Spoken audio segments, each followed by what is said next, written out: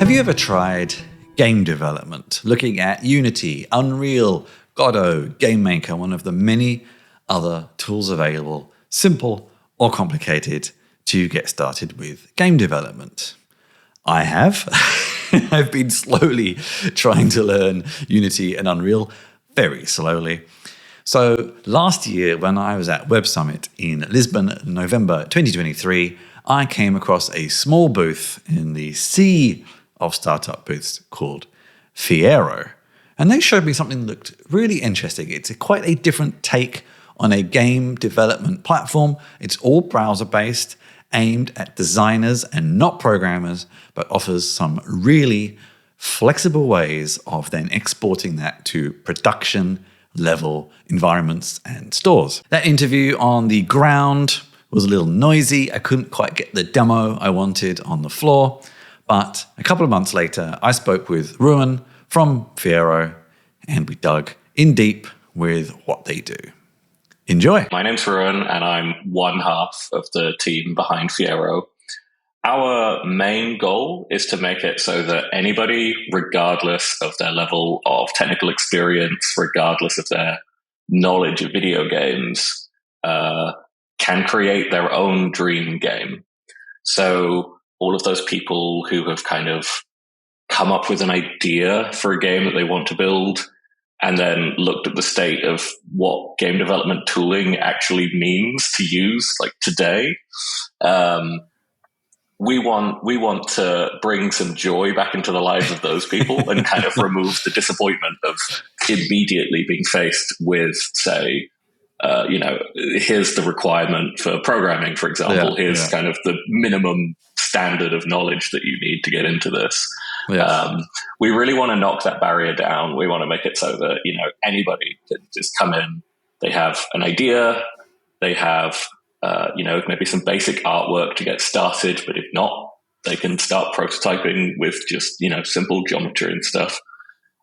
And just get started building games, I think, is the thrust of it. Okay. I feel like this might have come from an experience, a background. You mentioned frustration a lot, so I feel like there's a story there somewhere. So I, personally speaking, I've pretty much worked in game development for most of my career, other than a little stint in public sector sort of software. And, most of that was spent in sort of AAA console and PC titles, a little bit in mobile. But I'm firmly on the kind of technical side of things. Mm-hmm. So, I don't mind programming. It makes sense to me, and that's kind of how I model games. But when I was working at the mobile studio, I met my friend Diletta there, and after a while, we got talking, and she actually had this concept for a game. Diletta's a sort of designer by trade, and she didn't really even know what the kind of jumping off point was for taking that concept and turning it into something that could then be, actually playable in some form, even just as a prototype. Yeah. So I kind of offered to help out from the tech side. I know how to write gameplay. And we started off building everything in Unity, which, for anyone who doesn't know, is kind of the most popular game engine in the sort of indie space. Also used in some AAA stuff as well, and very heavily used on mobile. So we got about to building this, and we spent, I think, about the best part of 6 months really just trying to sort of build playable prototypes that we could actually test with real users. So we also spent a bunch of time building up like our playtesting pool of people who we could send actual builds to. They would play through them, and we would get qualitative feedback and also quantitative feedback in terms of surveys about how they felt, but also collecting data about how they played through those prototypes. And I think in that 6-month period, we maybe got out 3 different builds into a playable state. I think the main the main issue that we had was the amount of time that was required from me to do kind of programming activities for really things that ultimately Diletta should have been the one to have the control over as the designer. So it would be something like, okay, we've got this feedback from this playtest build, the player movement controls, for example, which is a sort of notoriously tricky thing to perfect.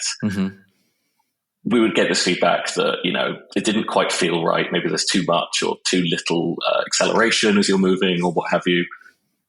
And ultimately, those are balancing numbers. Those are tweaking numbers. These are things that the designer should be able to control. They should be able to decide how the player moves about in a jump arc as they move from one place to another. One of the things that you really want to nail down in the experience based on the player feedback that you have is the kind of character movement. That's super important, especially for game feel, let's call it. And so for the designer to not have control over that is something that really impacts their experience. You end up with the programmer sort of spending so much of their time doing design work and the designer not really being able to iterate at any kind of reasonable speed. And I think, especially for the early stages of game development, where what you were trying to do very fundamentally is what we call find the fun. I think it's super important that the designer has control of that and that they can act on feedback in as straightforward a manner as possible and, get that next playtest out there, get the next build into the hands of real users and, see if their changes are working, see if what they're doing is landing with the people who will ultimately be the players and potentially customers of that game. Yeah. The way you're describing it, though, I wonder, where is the differentiation between a tool for game designers and game developers? Are you aiming for both, or are you building something that is more for designers and then the developer takes it elsewhere? Or do you offer something for everybody? So, that's a really good one. So we originally set out just targeting the designer kind of audience because I know a lot of software engineers and, gameplay programmers, people like that. And I was under the impression that they would think this was kind of a bit not sufficient in terms of, you won't be able to write exactly all of the code that you want in order to make things happen in the way that you would prefer.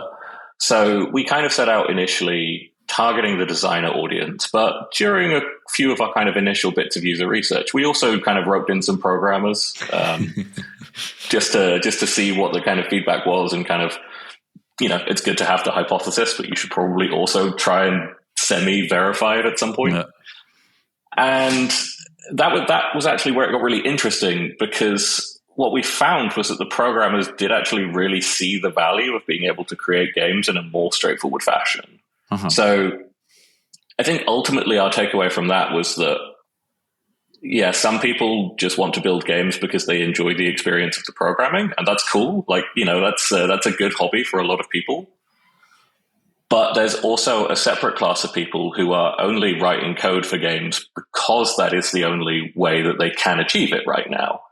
And so those people kind of don't care so much about the specific journey so much as they do the destination. And so we've kind of ended up incorporating those users into our strategy as well. And that's kind of got some interesting new features specifically for that audience. So for example, we're trying to go down the route of giving users the ability to write small bits of custom code in certain instances. So for those people who need something really specifically tailored for their game, which is kind of so far outside a kind of classic genre trope almost, we'll be kind of delivering them that facility to do so. But broadly, philosophically speaking, it was very much originally and still primarily kind of intended as a design tool. In terms of in terms of sort of like handover or like any kind of points in the flow, we're trying to avoid that. We want the designer to be able to sort of own the whole process. So we're also building out features like kind of public name, TBD exactly, but broadly speaking, sort of like one-click publishing. So we want to make it so you've got everything, you've got all your levels nicely structured in your editor, you've got everything set up, the gameplay is there, and you can, play test it in the editor. But then we also want to make it super straightforward to go from that editor version into, published versions for Windows, Mac, iOS, Android, and also web. And then onward from that, also making sure that those artifacts are really straightforwardly publishable onto the various stores as well. So we're planning specific integrations for targets like Steam and the Apple App Store, so that, because those are also areas where sometimes you have engineers specifically kind of targeting the concept of builds.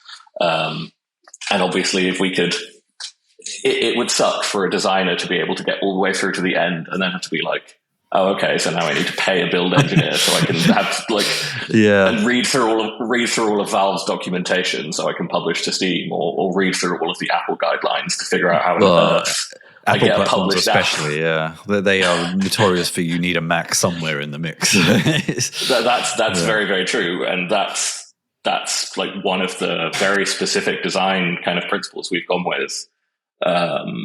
Is, broadly speaking, we're building things. We're building Fiero specifically in a very kind of online and web first sort of way. So there are some downsides. Like, we're not really considering offline mode at the minute, for example.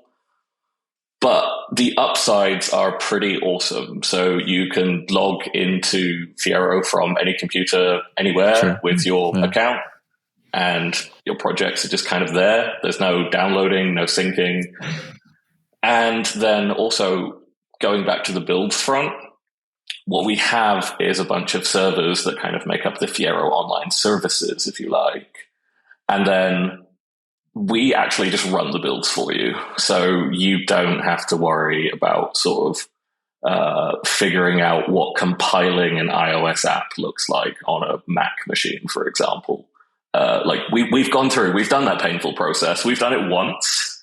And then that sort of scales out for our users, right? We don't want them to go through like that. That's the whole kind of philosophy of Fiero, is we're trying to take those painful and like arguably unnecessary steps out of the process and just allow people who want to make games to focus on their games. Yeah. I feel like there's so much kind of platform dependency there that you could spoil your ideals, but you can only aim for. This is always the issue when you're dependent on other tools and platforms, of course. But yeah, absolutely, and it's one of the areas that generates kind of the most work for us, because this is something where each of those platforms is very bespoke, right? The process for building a game for iOS is very different from that of Android, for example. Android's like, iOS is fun because the process is complicated. Android is fun because you have so many different like architectures of what is Android, for example. And when like desktop targets are kind of fine, they're not super complicated. But then we're doing the stuff on top, like integrating with Steamworks for publishing, for example, which it adds a lot of layers, but it feels really, really great to be able to do that kind of like centralized work and then have everything just kind of happen automatically for your users. It feels quite rewarding in that sense. Yeah. All right. And I remember you telling me some of the interesting ways you're achieving this, but I think before we go into any more details on that, I think we should have a look at a demo. So do you want to show us your kind of Hello World equivalent? Yeah. So as you said, it's all browser based. You just go to FieroGameEngine.com. There's a big old login button. We're currently in a closed beta. But hopefully sort of late this month or early next month, that will be transitioning to an open beta stage. So you will then just be able to sign up, no kind of waiting for an invite required or anything like that. And yeah, this is the main page. This is the home page that you see once you land in Fiero. What we're really kind of focused on initially in terms of user experience is guiding them through the different steps that make up making levels and games in Fiero. So we have this tutorial system. You go through, you kind of progress and unlock new stages of that as you go. Diletta, the designer, is a massive fan of gamification. It really works in terms of encouraging people through the process. I think it can kind of work. Yes. Yeah. Not necessarily a solution if you're building like B2B SaaS for authentication or what have you. Very different world. So yeah, as a user, you can go in and progress through these tutorials. You have a profile. But the more interesting part, which we'll just jump into, is projects. I don't have very many projects on this account because it's not normally where I work. But I was just prepping this one earlier. So once you go into a project, you can see the different sort of scenes that make up your project. In most instances, kind of most games, scenes will correspond to levels, or maybe you might have a scene for your main menu, for example. Broadly speaking, just different kind of playable spaces. And then, you can just go and pick one, and then it opens up the editor proper. Arr. So what we've got here, we definitely have some pirate-themed assets, which we use as our main test case because, frankly, they are awesome. I have a friend working on a card game that is pirate insults. Anyway, I digress. I mean, I always approve of anything piratey because I'm Cornish, and frankly, we're famous for that. So in the kind of main area here, you've got the actual editable scene, which I can browse around in. I don't have very much placed in the world here just yet. I've got a toolbar where I can select different modes. I can start creating shapes here if I want, instead of just using assets. We've got some more complex things like triggers, which are sort of areas that can detect when stuff happens. And we have assets as well. So in this case, these are the assets I've uploaded into this project, like various bits of terrain, and also some animated characters, like the one I'm using for the player here. And just out of interest, because this is often one of the areas I found with other game engines, you said animated assets. Like, how do you make those to bring them in? Yeah. So currently we support a tool called Sprite, which is sort of a tool that's designed to create pixel art frame by frame animation. What we're also working on at the minute is more generic, what we call sprite sheet animation support. Okay. So basically, much like sort of the flip books that everybody created as kids, you draw, each kind of grid entry is one frame of the animation. And then there's a tool in Fiero that you can use to import that, slice it up correctly, and kind of say, frames 1 through 10 are the idle cycle, frames 11 through 15 are run, et cetera, et cetera. But in a much more visually intuitive way than the way I said it. Okay, cool. Carry on, sorry. And also, like, potentially skeletal animation in the future as well, which is sort of where you have a rig, like a set of bones that kind of represent a very abstract concept of your character, and then different sprites are kind of attached to those bones. Gives you a different style of animation. It's typically much smoother because it runs at the same frame rate as your game, rather than running at 10 or 20 FPS, deciding on how you sort of set up the timings of your animations. So it's a stylistic thing as much as anything. But yeah, so we're kind of continuously expanding the sort of the different formats that Fiero can work with as well. We've got some plans for, on the image front, for example, sort of, and also the animation front as well, to be fair, some more like complex sort of Photoshop file support and things like that. At the minute, it's just various static image formats here. And also audio, which is, fairly self-explanatory. Games love sound effects, not just your kind of like main like backing audio and stuff like that, but there's so much like kind of core sound effect stuff, and also really subtle sort of Foley type sounds that really make the video game sort of feel right. Really subtle things like, landing sounding different on different surfaces, things like that. Can you add, that's super important. Can you add MIDI, or is it only audio files? Right now, it's only audio. We're kind of like MIDI is definitely on the radar. It's mostly just a matter of prioritizing, to be honest. Yeah, for sure. As far as I can tell, there's only two. Figuring out sort of. Yes, that is true. That is absolutely true. And game engines are quite large, as it turns out, in terms of the sort of whole breadth of technical stuff that you have to write. It's fun. Don't get me wrong. I wouldn't change it for the world, but it's involved. Let's say.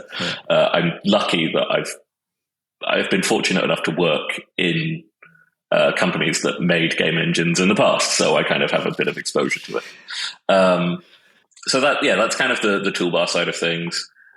Then I think there's sort of two main concepts here as well, just before I kind of go into anything else. So these are our different layers in the scene. Those can be basically anything from the assets panel here, or just plain old shapes. You don't have to have assets to start creating a nice sort of gray box prototype.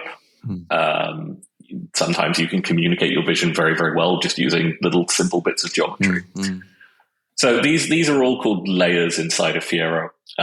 Layers have properties, so they have your usual kind of position, size, rotation, stuff like that.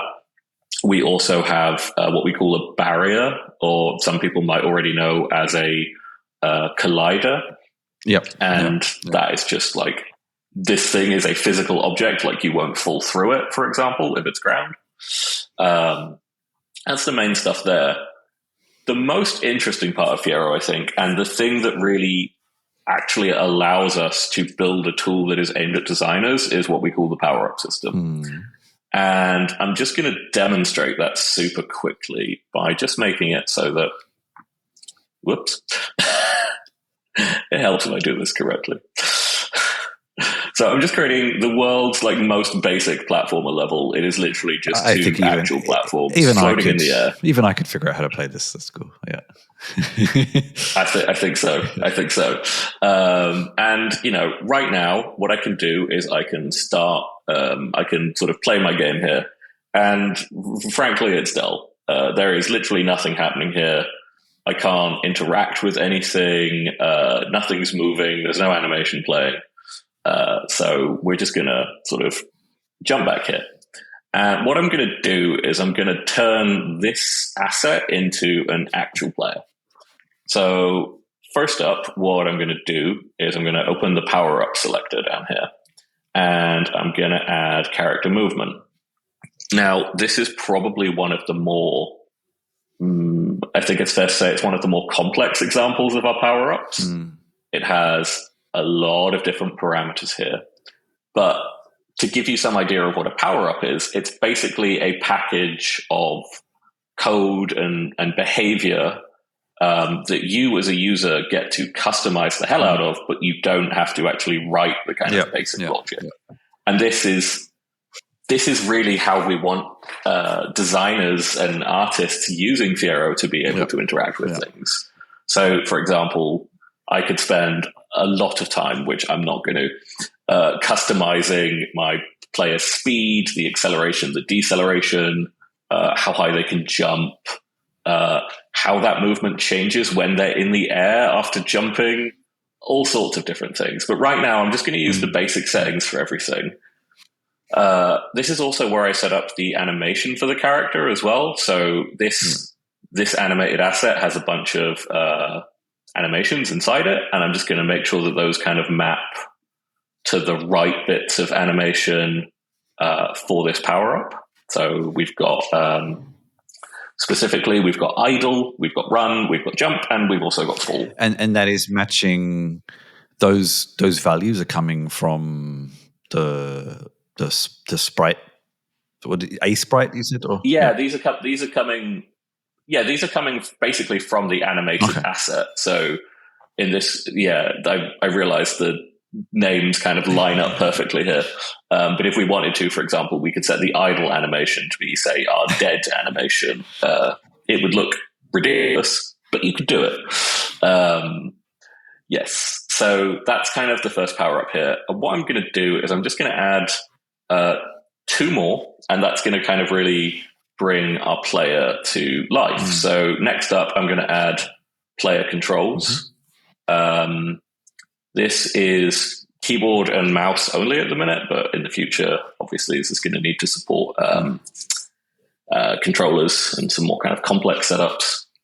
You can also enable mobile controls, which will give you some kind of virtual buttons on the screen as well. But for now, I'm just going to set that up to a very, very straightforward platformer config. Oh, yeah. And then I'm just going to add a follow camera as well, because we want our player, we want the camera to follow our player as it moves. And all of these have settings as well. So for example, on the follow camera, I can control how far out the camera is in terms of zoom. It's got a bit of an offset by default so that the player isn't perfectly dead center. They're slightly below center. And it's also not like a straight one-to-one follow. There's a kind of damping effect to it as well. So now, if I jump back into the game mode here, you can see I've got an actual character who can move around. They're animated in that process. They've just about made that jump. And that's the sort of the really, this is, as you said earlier, the hello world of game creation, really. Just getting to a point, I think one of the things which is really hard for people who are getting into game development for the first time is that you can often spend quite a lot of time before you get that nice sort of dopamine hit of, I have my character moving on my screen. And for a lot of people, I think that's really off-putting. It makes it feel like you're kind of not working towards something that you can actually concretely see. And so we really want people to be able to jump in as quickly as possible. In fact, in the tutorial, for example, the first tutorial basically takes you through exactly the process that I've just gone through of, it gives you a sort of, I can actually show you. Okay. So if we go to the first tutorial, which I have already completed, it gives you this kind of existing level. And then basically there is a little kind of walkthrough up here. And this runs you through the steps of finding the asset, dragging it into the world, and then attaching all of those different power-ups in order to make the gameplay happen. And that is basically the series of tutorials that we run people through. We then kind of get started with some more complex ones where sort of everything is pre-set up for you, but then there will be some mysterious sort of things. So in this one, for example, this is where this is kind of how we teach people about barriers. Without a barrier setup, I very much just fall through the floor, out of the level, and into a grey void, which is less than ideal. So really the point of this tutorial is to then show players that actually, you can go and slap a barrier on all of those. And then if I go back in here, now everything's kind of working you a little bit more as we would actually expect it to. Okay. Exactly. Because some things, you might well want it. For example, like these palm trees here are very much background assets. We don't want those to sort of we don't want those to interfere with gameplay. They are just there for kind of for aesthetics. So we don't want them to have any barrier. It's kind of it's a quirk of 2D. Does the whole like layer barrier thing? Can you change it so? Oh, actually, I think you're answering my question. I think those palm trees are moving ever so slightly, aren't they? No, maybe. Oh yeah. So those are also those are animated assets. Okay. Yeah, those are those are set up as animations here, and in this case, we don't really need any behavior, but they just kind of have a default animation, so that when they're in the scene, they're just animating away peacefully. And I think you can also see that. I can just ask a question that maybe, if anyone watching this later may think, what are you talking about? But I just want to check. Some of the animation seems a little jerky. I don't know if that's because of the stream or if that's because of something else. It could be the stream. I'm not sure. What do you see? I think it's probably a combination of the stream and the fact that this is relatively low frame rate animation. Yeah. It's so specifically this art pack that we're using, I don't think is sort of intended to be like sort of 30 or 60 FPS or anything like that. I think it's probably 10 FPS or something off the top of my head. If anyone wonders, but you can see like it's just if anyone wonders what I'm talking about, we are recording this through a browser, which is probably killing Ruan's browser, as it is. It is quite resource honestly, it's fine. We've the recording for sure. We've spent quite a lot of effort, especially kind of before the closed beta shipped and after the closed beta shipped as well. We spent quite a lot of time testing on like relatively low spec hardware for the engine itself as well, because we don't want it so that you have to drop sort of £2,000 on the like a reasonably high spec MacBook or whatever. I mean, just to run a 2D game engine, just right? Realistically speaking, though, because I can imagine, especially a lot of designers might want to do this. Could I run this on something like an iPad, or? Yes, yeah. Ignoring some of the complications of like interacting because it's a touch screen and et cetera, but that's basically the kind of the main gap at the minute is some of the like interaction models where we kind of currently assume that, like, for example, you can hover, which isn't really a thing on a touchscreen.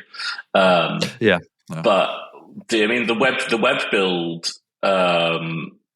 certainly this play mode kind of side of things, actually basically already supports that. So I can't really do it now on this setup, but back at Web Summit when we were chatting, I think I was regularly sort of showing off copying the share link from here, the one where I can just kind of copy a share link, send it to anyone.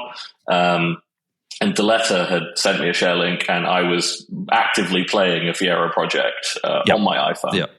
So the playing side of things pretty much works out of the box on any platform that supports a web browser. The editor, there's some work to do in terms of sort of how the interaction goes. That's fine. I mean, you have an amazing amount here. I'm sure you leveraged a lot of kind of open source libraries and stuff to accomplish some of this, but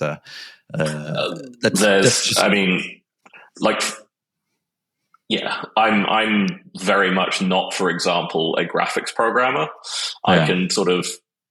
I can muddle through the process of it. We've built this, but it is built atop a bunch of awesome open source work. It's like the on UI a similar note. interfaces.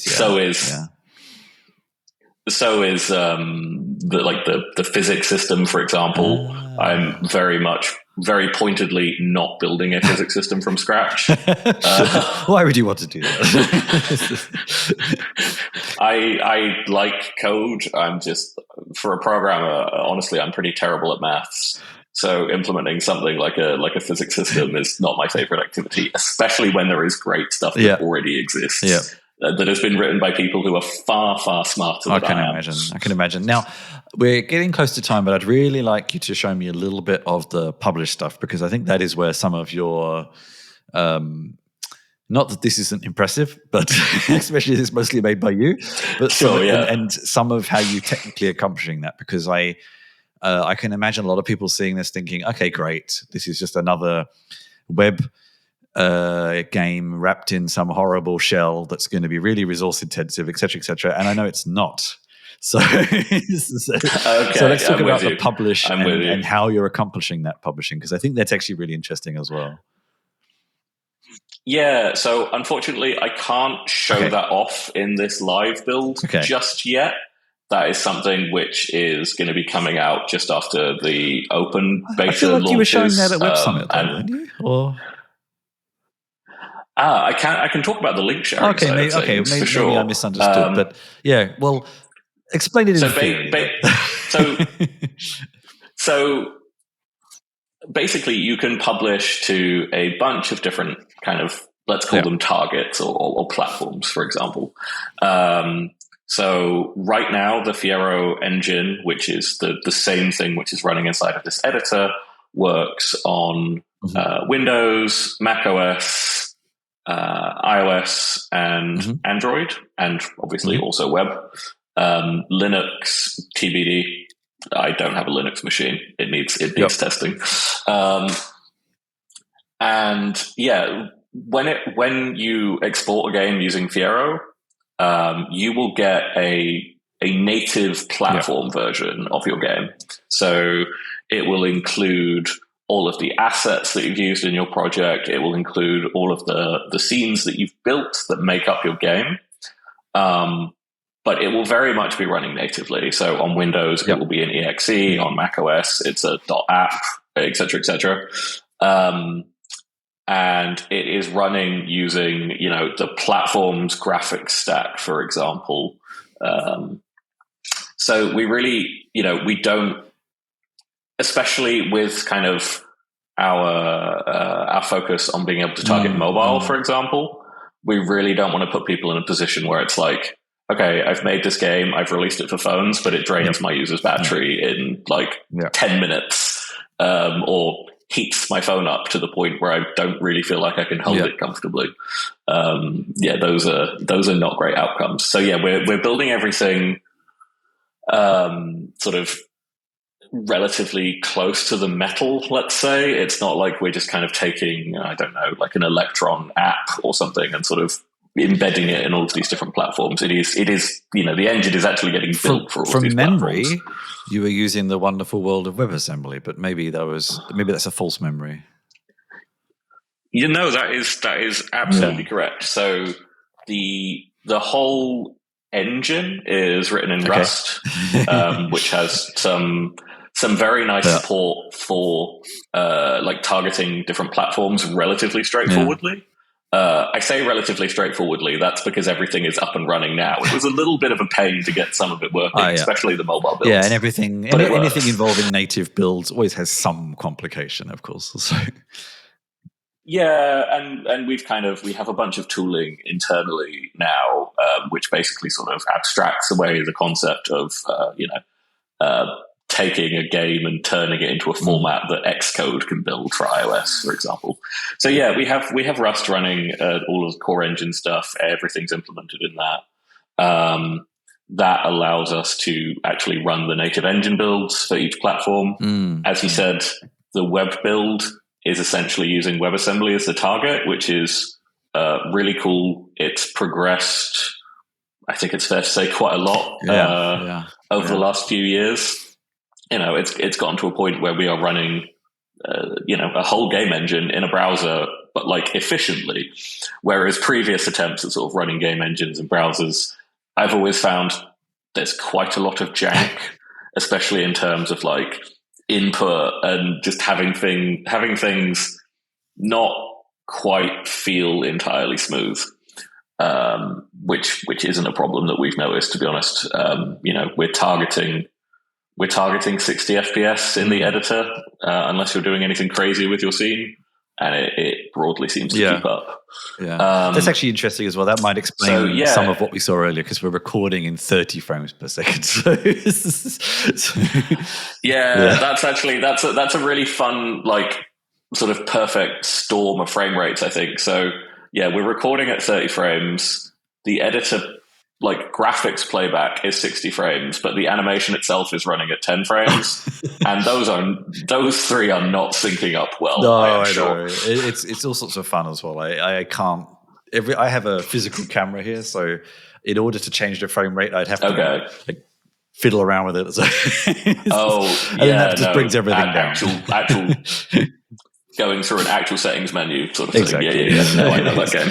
It's all fun, and I know this is. I hang out in the forums for. Anyway, I'm getting off topic here, but game streamers have this sort of problem all the time. So it's notoriously difficult. It's notoriously difficult, I think, to get anything. Everything you've seen today, just go and try it yourself, because it may not have looked perfect. Basically, it's the summary of that. So. All right, look, yes, absolutely. We're coming to an end. The technology is super interesting. You obviously have a lot of big competitors in this space. You mentioned Unity. There's also Unreal. Those two are very similar. They're not really your competition here, but you also have things like GameMaker, Godot, even Scratch and things like that. Like there are other competitors in this space. I don't really want to go into any detail there because they all have different models, et cetera, et cetera. And I think that's something people can figure out themselves. But what's kind of next for you? You've built some really interesting technology, but we all know in the world of tech startups, that's only half of it. So, not even half of it. It's probably like 10% of it. So what's next? I was going to say, yeah. So what's next for us? So this year we have a couple of sort of main goals, let's call them. We are sort of on the investor hunt, which takes up a lot of time, to be blunt, especially I'm trying to figure out the right way to phrase this. In the current macroeconomic climate, I don't think you have to explain. I think everybody knows the problem. Startup fundraising is trickier than it was a few years ago. So that's kind of that's a relatively hands-on activity at this point. There's a lot of kind of a lot of work around engaging with lots of investors and trying to run through that process. So that's kind of one of the main things. And the goal there is really just to get to a stage where we can scale this up as an operation. As you pointed out, right now there is one engineer and one designer working on this project for a grand total of 2 people. That's not enough. We have a long laundry list of cool ideas that we want to implement. Some of which are even fully designed, but just figuring out how to prioritize them with the bandwidth that we do have.